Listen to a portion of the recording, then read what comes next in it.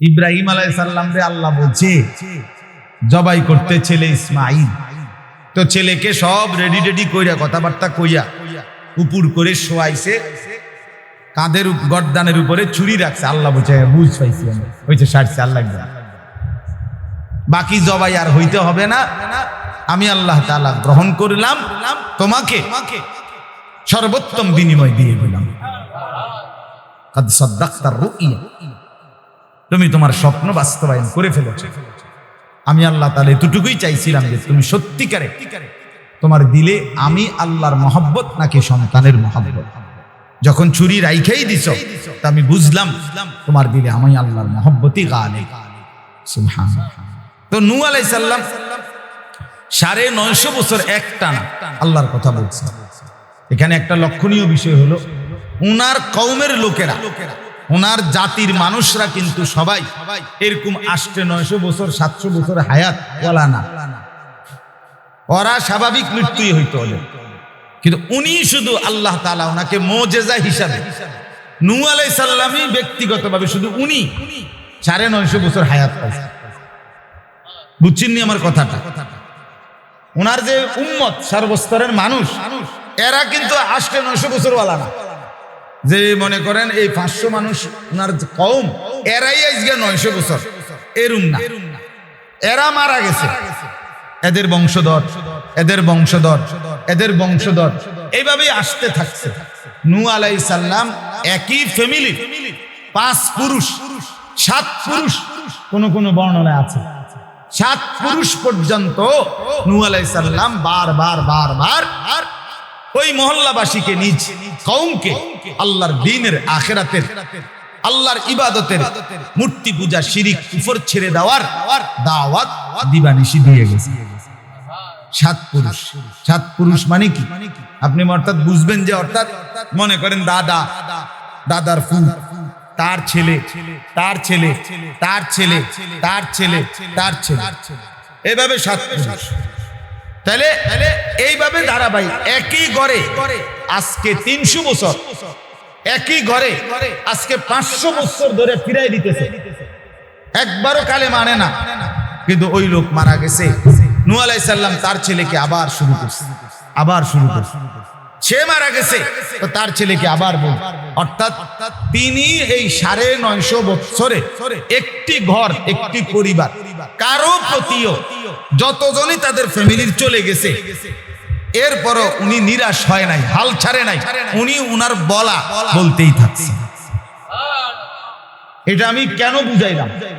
এটা এই জন্য বুঝাইলাম, এই আপনারা যারা বাবা, অভিভাবক, আপনারা আপনাদের ছেলে মেয়েকে, স্ত্রীকে 3 বারের জায়গা 10 বার, 10 বারের জায়গা 100 বার, 6 মাসের জায়গা 9 মাস, 9 মাসের জায়গা 1 বছর, নয়তো 2 বছর, এই কদ্দুর বুঝাইয়া অথবা নামাজ রোজা বন্দিগির দিকে আনবার চেষ্টা করে যখন দেখে আর হচ্ছে না, তো হাল ছেড়ে দিয়া সিদ্ধান্ত ঘোষণা করে দেয়, আর হইতো না, শেষ, হুজুর না হইতো না, যত কথাই আমনে কর, এই অজা তার ভালো হইতো।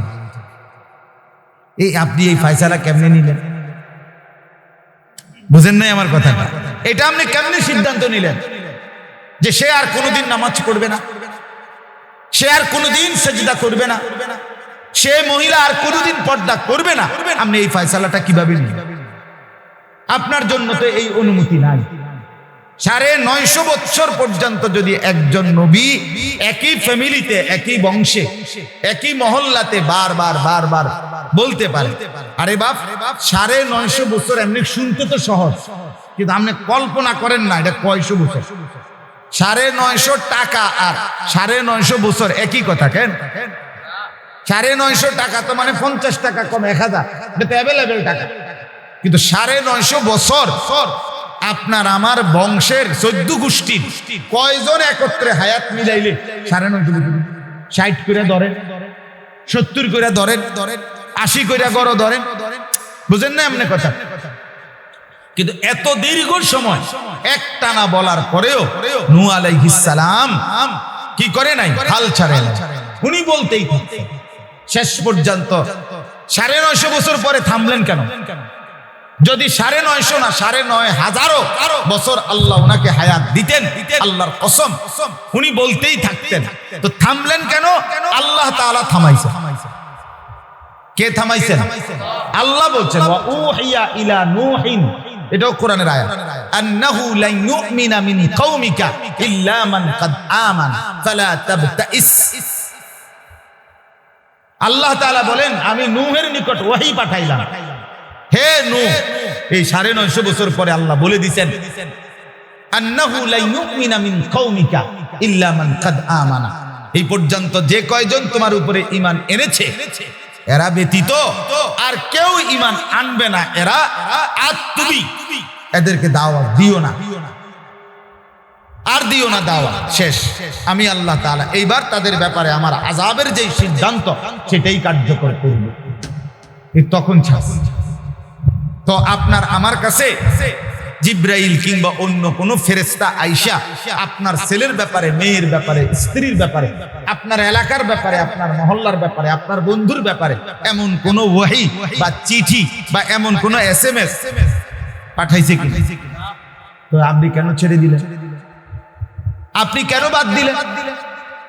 এই জন্য দয়া করে এখান থেকে এটা সবক।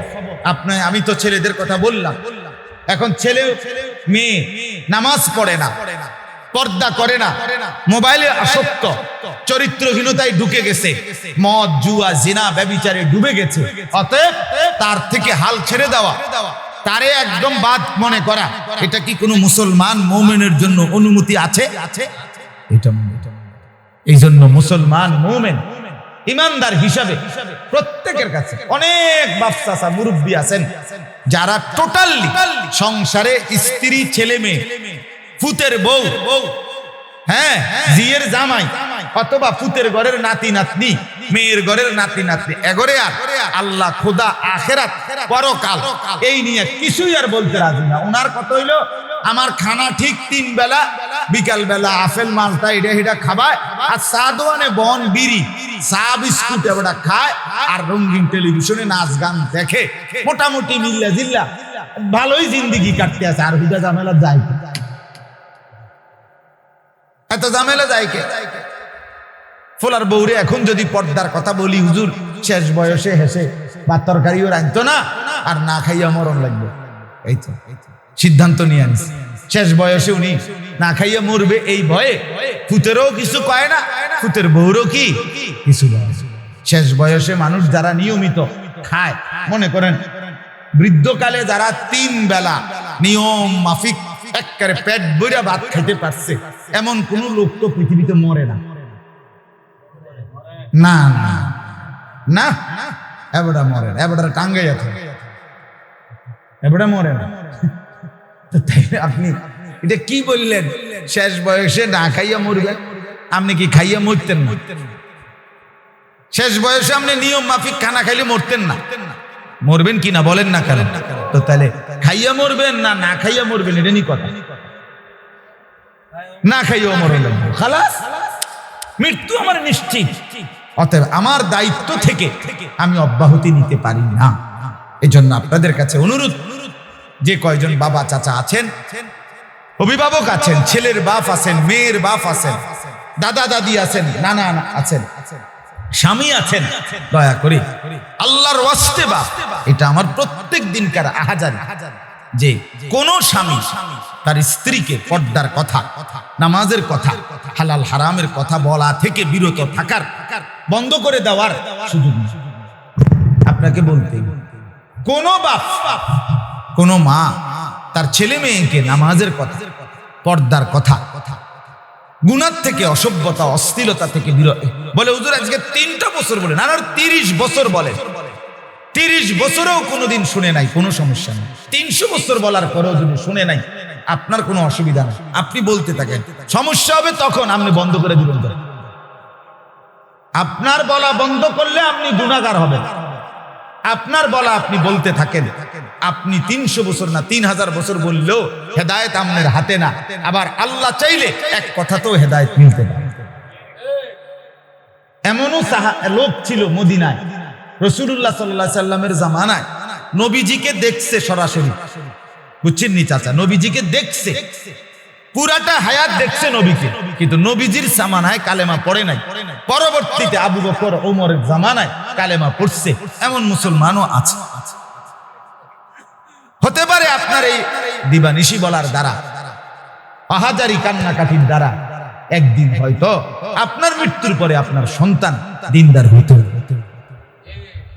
বদলে যাবে, একদিন বদলে যাবে। আপনার হৃদয়ের তামান্না, আকাঙ্ক্ষা, মনের ইচ্ছা, এটা একদিন সন্তানকে বদলে দিবে। আর যদি না বদলায় কোনো অসুবিধা নাই, আপনি কমপক্ষে গুনাহগার হবেন না, আপনি মাফ পেয়ে যাবেন। এই জন্য আমি অনুরোধ করলাম, এটাও একটা দ্বিতীয় কথা। ওই যে ওই ছেলেরে বলেন, ওরে বলেন তুমি দোস্ত এনে হাঁস মুরগি উঠাও, ওইদিকে আরো ভালো ভালো লোক আছে, ছাগল মাগল যা আছে এগুলো উঠাও, যাও। রিস্কা আছে, অটো আছে, বেডা আছে, বেডি আছে, হেডি উঠাও গিয়া। এরা বয়ান শুনতেছে, তুমি এগুলো উঠাও কেন?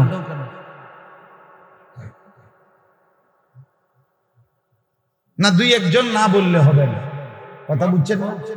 দুই চারজনকে যদি এরকম একটু বলেন না, কিছুটা হলেও যদি কোনো সময় যদি লজ্জা শরম আসে। সবার হায়া এক রকমে ওঠে না, সবাই এক কথায় এক রকমের শরম পায় না, বুঝছেন? সবার সংশোধন এক রকমেও হয় না। চলে এটাও বললাম। এবার আসেন এই আয়াত, এটা বললে শেষ কথা। নূহ আলাইহিস সালাম 950 বছরে মানুষকে আল্লাহর দিকে ডেকেছেন। এই 950 বছরে মানুষকে আল্লাহর দিকে ডাকতে গিয়ে ওনার ভিতরে ছিল মানুষের প্রতি দরদ। প্রথম কথা হলে এই কারো দিলের মধ্যে যদি লোকটার পরিবর্তনের আকাঙ্ক্ষা থাকে, মানুষটা বদলাক, আল্লাহকে চিনুক, আখিরাতকে চিনুক, পরকালের সন্ধান পাক, যে কোনো মূল্যে আমি তার পরিবর্তন চাই, এটা যদি কোনো কারো দিলে থাকে, তো কতভাবে তাকে বলা দরকার এটা আল্লাহ তাআলাই তার অন্তরে ঢেলে দেয়। কথা বুঝছেন? তখন আর এটা নামকেও আসতে বক্তৃতা হয় না, তখন সে বহু আইটেমে চিন্তা করে, আর কিভাবে বললে, আর কেমনে বললে, আর কি বললে আমার ভাইটা বদলাম, আমার সন্তানটা বদলাম, সন্তান বদলাম। তো নূহ আলাইহিস সালাম এই 950 বছরে ওনার জাতির লোকদেরকে হাজারো আইটেমে, শত শত পদ্ধতিতে উনি ওনার জাতিকে আল্লাহর দিকে ডেকেছেন। ওনার ভিতরে একটাই মাকসাদ ছিল, মানুষের পরিবর্তন, যে কোনো মূল্য, যে কোনো মূল্য। আমরা তাফসিরে পড়ছি নূহ আলাইহিস সালামের কওম ওনাকে সীমাহীন জুলুম নির্যাতন করছে। নূহ আলাইহিস সালামের কওম ওনাকে মারতে মারতে কখনো কখনো উনি যখন বেহুশ হয়ে রক্তাক্ত পড়ে থাকতেন, তখন উনাকে মৃত ভেবে 4 জনে ধরাধরি করে ডাস্টবিনের ময়লার পাশে নিয়ে ফেলে আসতেন। আমি নিজে আরবি কিতাবে পড়ছি, নূহ আলাইহিস সালাম যখন হুঁশ আসতো, হুঁশ চোখ মেলতেন, কসম খোদার সর্বপ্রথমই চেহারার মধ্যে রক্ত মুছেই 2 হাত তুলে আল্লাহকে বলতেন, মাওলা আমার জাতিকে আপনি মাফ করে দেন, তারা বুঝে নাই, আমি আবার যাচ্ছি, আমি আবার বলবো, আমি আবার আল্লাহুম্মা গফির লিকওমি ফাইন্নাহুম লা ইয়ালামুন। আল্লাহ ওরা বুঝে নাই, আপনি মাফ করুন। এই এক বাক্য, আল্লাহুম্মা গফির লিকওমি ফাইন্নাহুম লা ইয়ালামুন, হে আল্লাহ আমার জাতিকে মাফ করে দেন, তারা বুঝে নাই। এটা শুধু আমাদের নবী সাল্লাল্লাহু আলাইহি সাল্লাম নয়, কিতাবের মধ্যে আছে, আল্লামা ইমাম ইবনুল কাইয়িম আল জাওজি রাহমাতুল্লাহ আলাইহি উদ্দাতুস সাবিরিন কিতাবে লিখছে, সমস্ত নবী নিজ জাতি দ্বারা লাঞ্ছিত হয়েছে, বিনিময়ে প্রত্যেক জাতি নিজ কওমের জন্য এই দোয়াটা করছে। এটা শুধু আমাদের নবীর বাক্য না, সব নবীদের বাক্য। এই জন্য মসজিদের ইমাম সাহেব, মসজিদের খতিব সাহেব বা যারা মানুষকে আল্লাহর দিকে ডাকেন, কম বলেন আর বেশ বলেন, তাদের দিলের মধ্যে এটা থাকতে হবে, কওমকে, সম্প্রদায়কে, মানুষকে বারবার মাফ করে দিতে হবে, বারবার মাফ করে দিতে হবে, বারবার তাদের কল্যাণ চাইতে হবে, দরদ দিয়ে বলতে হবে। এই কথা বলার সুযোগ নাই, হবে না, এরা বেশি অসুস্থ না, এই কথা বলার সুযোগ। তো তো চলেন নূহ আলাইহিস সালাম আপনার অসংখ্য পদ্ধতিতে এই 950 বছরে ওনার জাতিকে ডাকছেন। এই কেমনে কেমনে জাতিকে ডাকছে আল্লাহর দিকে, এইটা উনি আল্লাহকে শুনাইছেন। বুঝছেন নি কথা? আল্লাহরে বলছে আর কি, আল্লাহ আপনি আমার দুঃখটা কদ্দুর শুনেন, কদ্দুর কাহিনীটা শুনেন, আমি কিরছি এ কথা। আল্লাহ তো দেখছে, আল্লাহ তো জানে, কিন্তু ওনার মনের একটা আবেগ, ওনার মনে। আমার দাদা ছিলেন, আমি দেখছি যেতটুকু বুঝাবার কথা, আমার দাদার খুব রাগ ছিল, কিন্তু আমার দাদা বলতো, নাতি দেশের বাড়ির থেকে আমাদের কুমিল্লার বাসায় আসতো, আমার আব্বার কাছে বা আসলে আব্বার কাছে বা আমাদের কাছে কইতো, নাতি কি লেগে আইছিস তুই, আমার তফসিল ওয়ার, এই শব্দটা কইতো দাদা। তফসিল মানে বিস্তারিত, তফসিল সাথে বিস্তারিত ভাবে তুই আমার কথাটা আগে হয়। জি দাদা কোন আপনার কথাটা যদি কেউ শুনতে পারতো মনোযোগ দিয়া, তুই আপনার কলজা ঠান্ডা, আর কোনো সমস্যা নেই। এইটা অত্যন্ত ভালো লোক, মানে হেমিয়ার এই ঘটনাটা শুনতে যেটাই কইতে চাইছি, এটার একারে দাগ নম্বর খতিয়ান বিএস সিএস আর এস লইয়া বইয়া। আমার আম্মারে দেখতাম, মা এখনো আছেন, এই কথা বলতে গেলে মা এমনি ভাঙ্গা ভাঙ্গা খেতে, হ্যাঁ নানার বাড়ি গেছে তো, এরপরে ভূত গেছি, সেই গরম বাইত মাত্র ঢুকছি তোর নানার বাড়ি, তোর মামি আগে আইয়া বোরকাটা খুলছে, এরপরে ফিড়ি দিছে বই, তো এরপরে শরবত বানাই দিছে, এরপরে যা কদ্দুর বইলা, এইভাবে মানে পুরা কাহিনী করতো। আমি সবসময় বলতাম, মা মামা কি করছে আগে হেডে না করবে না, ইডি কি থাকে। তা আমারে প্রায় কইতো, মা কার পুত্তর লগে কিন্তু কথা কইয়া শান্তি নাই, হ্যাঁ এটা কথাটাকে বুঝতে না। আমি তো কথাটাই তো জিজ্ঞাসি যে আপনি গেছেন মামার কাছে এই যে উদ্দেশ্যে, এইটা কোন কি কইছে, বোরকা খুলছে, শরবত দিছে, মোড়া দিছে, এডি কি থাকে। তাহলে এটা একটা কি মনের আবেগ। নূহ আলাইহিস সালাম আল্লাহকে বললেন, মাওলা আপনি আমার মনের আবেগটা শুনেন, আমি কি করছি। 950 বছর আমি আমার জাতির লোকদেরকে কিভাবে ডেকেছি, এক যত আইটেমে ডাকছে তত আইটেমের মধ্যে কথাটা শুনে নেবেন, এই কথাটাই বুঝাইতে। সব দিয়ে আমি এখন বলতে পারবো না, কিন্তু আমি যে আয়াতটা পড়ছি এটা একটা আইটেম, মানে দাওয়াতের একটি পদ্ধতি। কথা বুঝছেন কিনা বলে? তো নূহ আলাইহিস সালাম যতভাবে আল্লাহর দিকে মানুষকে ডেকেছেন, তন্মধ্যে একটা পদ্ধতি হলো এই, নূহ আলাইহিস সালাম তার জাতিকে বারবার বলছেন, তোমরা ক্ষমা প্রার্থনা করো, ইস্তিগফার করো, ইস্তিগফার করো। হে আমার জাতি, আল্লাহর কাছে মাফ চাও, ইস্তিগফার করো। ইস্তিগফার তোমাদের দুনিয়ার সফলতা, ইস্তিগফার তোমাদের আখিরাতের সফলতা। ক্ষমা প্রার্থনা, ক্ষমা প্রার্থনা একটি জাতির মুক্তি, একটি জাতির নিরাপত্তা, একটি জাতির স্বস্তি, আমাদের সার্বিক সবকিছুর সঠিক স্বাভাবিক থাকার জন্য কসম খোদার নবীর দাওয়াত ছিল এটা, যে এর জন্য ইস্তিগফার একটি কার্যকর মাধ্যম, কার্যকর একটি মাধ্যম। আজ আমরা প্রতিনিয়ত বলেন ইনসাফের সাথে এই তীব্র গরমে গত কিছুদিন ধরে যে পরিমাণ গরম নিয়ে মন্তব্য করছি, আল্লাহর কাছে মাফ চাইছি কয়বার? আমার কথাটা বুঝছেন কিনা? যে পরিমাণ চ্যানেলের খবর, আবহাওয়া অফিসের খবর শুনছে ভদ্রলোকরা, আল্লাহকে ডাকছে কয়বার? যে পরিমাণ আপনার পানি বোতল, ওর স্যালাইন, স্প্রে, ছাতি ইত্যাদি চিন্তা করছে, যতভাবে আল্লাহকে ডাকার কথা, ইস্তিগফার, মালিকের কাছে ক্ষমা চাওয়া, নিজের গুনাহ, নিজের অপরাধ, এইটার আয়োজন হয়েছে কয়বার? এটার আয়োজন হয়েছে কয়বার? এই জন্য বললাম নূহ আলাইহিস সালাম মানুষকে আল্লাহর দিকে জুড়বার জন্য, দুনিয়ার ক্ষতি থেকে বাঁচাবার জন্য, আখিরাতের ক্ষতি থেকে বাঁচাবার জন্য যতভাবে মানুষকে আল্লাহর দিকে ডেকেছেন, তন্মধ্যে একটি মাধ্যম হলো ইস্তিগফার।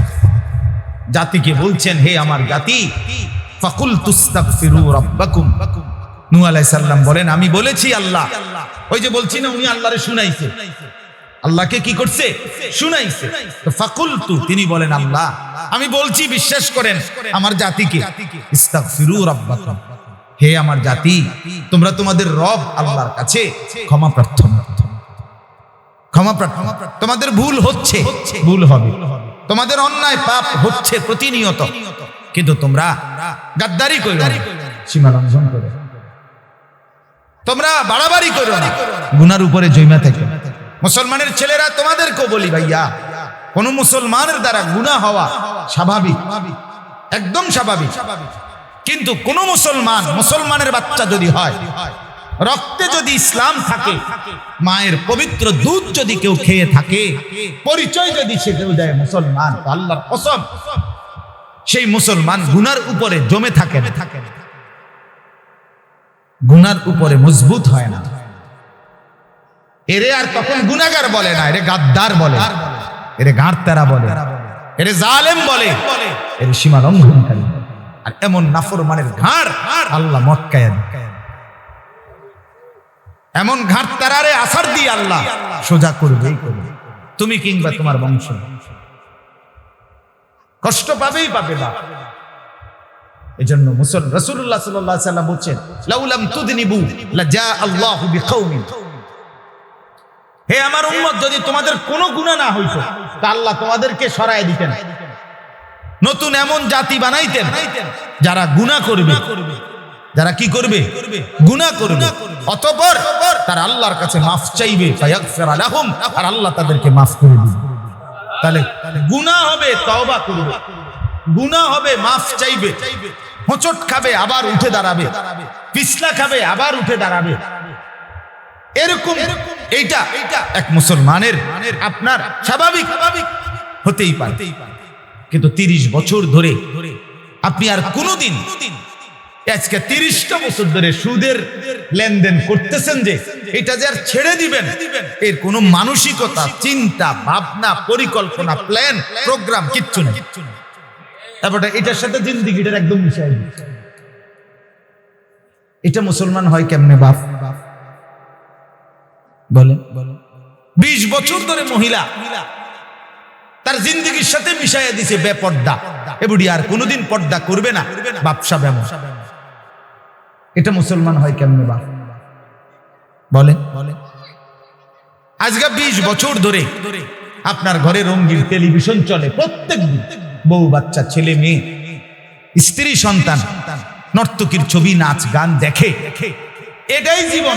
আমি প্রত্যেক মাসে এই ডিশের বিল যা আসে, টেলিভিশন চলার কারণে যে টাকা বিল আসে, আপনি এটা দিচ্ছেন, আপনার কোনো এই নিয়ে লজ্জা, অনুশোচনা আপনার ভিতরে কোনো এটা বন্ধ করার কোনো পরিকল্পনা কিছুই নাই। এটা যে গুনাহ, আপনি নাফরমানের এই কথাও মনে না, আপনার এটা মনে নাই। এবার এটা যে গুনাহ, তার বেডি যে নর্তকী দেখে, তার ফোলা যে নাচ গান উলঙ্গ ছবি দেখে, হায় রে মুসলমান, এই এত বড় বেটাটার এই কথা মনেই নাই, এটা যে গুনাহ। এ বলেই মুসলমান তো এমন গাদ্দার হয় না, মুসলমান তো এমন পাষাণ হয় না, মুসলমান তো এমন জালেম হয় না। 365 দিন, আমি প্রত্যেক দিন বলি, কমাই এই বলি, 365 দিনের একটি বছর একটা ছেলে, একটা মেয়ে, একটা পুরুষ, একটা নারী কোনদিন ফজরের নামাজ পড়ে না। এত বড় অসভ্য, এত বড় গাদ্দার মুসলমান কেমন হয়? 6 মাসে না একদিন দেরি হইতে পারে, 3 মাসে না একদিন নামাজ কাজা হইতে পারে, 9 মাসে না একদিন জামাত ছুটতে পারে, কিন্তু লাগাতার জিন্দেগির স্বাভাবিক পরিচয় সে কোনোদিনই ফজরের নামাজ পড়ে না। এর মন অসভ্য, এমন নিকৃষ্ট হাইওয়ান মুসলমান কেন? কথা বলেন না কেন? এটা কি ধরনের, এটা কি আখলাক? এজন্য বললাম রাসূলুল্লাহ সাল্লাল্লাহু আলাইহি সাল্লাম তো বলছেনই, উম্মত তোমাদের গুনাহ হবে, গুনাহ হওয়াই স্বাভাবিক, কিন্তু অস্বাভাবিক কোনটা? গুনার উপরে জমে যাওয়া। আমি মিথ্যা বলছি তো বলতেই থাকবে, চুরি করতেছি তো করতেই থাকবে, জেনা করছি তো করতেই থাকবে, মোবাইলের উলঙ্গ ছবি দেখছি তো দেখতেই থাকবো, নারীর সাথে অবৈধ সম্পর্ক আমার চলছে তো চলতেই থাকবে, মদের আড্ডা চলো, জুয়ার আড্ডা চলছে, বেপর্দা নারীর বেহায়াপনা, সারা রাত পরের ছেলের সাথে পরের পুরুষের সাথে অবৈধ আলাপ চলতেই থাকতেছে, ঘরের মধ্যে টেলিভিশন চলছেই, সুদের ব্যবসা চলতেছে, প্রতিদিন ওজনে কম দেয়, প্রত্যেক দিন মানুষকে ঠকায়, এমন ব্যবসায়ী, এমন দোকানদার, এমন নিকৃষ্ট নাফরমান আছে না? তুই বেটা কিসের মুসলমান? তুমি বেটা কি ধরনের মুসলমান? তোমারে মুসলমান বলে বেটা কোন ফালতু লোকেরা? এটা কি জীবন বলে? এটা কেমন জীবন হতে পারে? 10 বছর একটানা প্রতিদিন দাড়ি কাটে, 5 বছর একটানা প্রত্যেক দিন দাড়ি কাটে। আরে বেটা তুমি কিসের মুসলমান? তোমার কোনোদিন মনে পড়ে না এটা গুনাহ? কোন সময় মনে পড়ে না এটা গুনাহ? ওইটা কি প্লাস্টিক মানুষ? তোমার এটা কোন ধরনের কথা বলেন? এরকম অনুভূতিহীন, এরকম বিবেকহীন, এরকম লাজ লজ্জাহীন, এভাবে আল্লাহ রসুলকে ভুলে যাওয়া এক মুসলমান কিভাবে? আপনি কীর্তেন ভোটার আইডি কার্ডে লিখছেন মুসলমান ইসলাম, আপনার জন্ম নিবন্ধন সনদে কেন লিখছেন এগুলো? এগুলো সংশোধন করেন না কেন? কথা বলেন না কেন? এগুলো সংশোধন করেন, ভালো অ্যাডভোকেট দিয়ে এফিডেভিট করে। আল্লাহ আমাদেরকে মাফ করে দেন।